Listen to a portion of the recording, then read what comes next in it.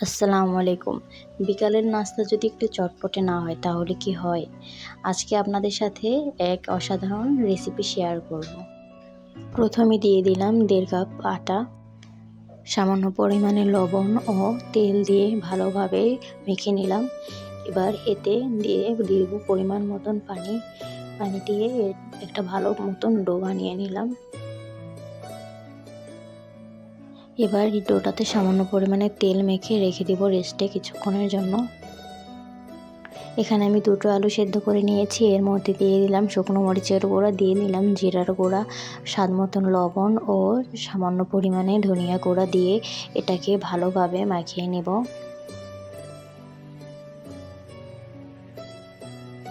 এবার একটা রুটি বানিয়ে নিব। রুটিটার পুরো সাইড থেকে ম্যাশ করা আলুগুলো সুন্দরভাবে দিয়ে দিলাম।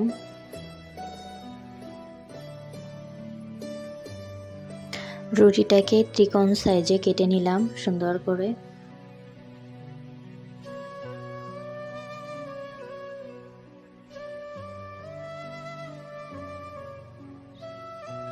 এবার এটাকে শেপ দিয়ে দিব। মোটা সাইড থেকে মুড়তে মুড়তে নিয়ে আসলেই হয়ে গেল রেডি, শেপ দেওয়া কমপ্লিট। এভাবে সবগুলো একে একে বানিয়ে নিলাম।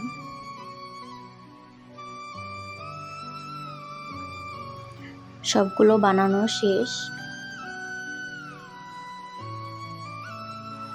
এবার একটা কড়াইতে তেল দিয়ে দিলাম।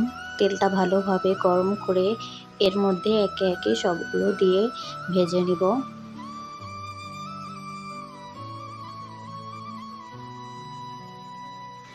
চুলার আঁচটা লো টু মিডিয়াম রাখবো যাতে ভিতরটা কাঁচা না থাকে।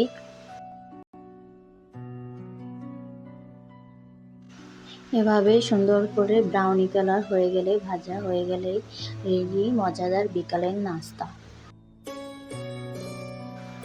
ভিডিওটি সম্পূর্ণ দেখার জন্য ধন্যবাদ। চ্যানেলটিকে সাবস্ক্রাইব করে পাশে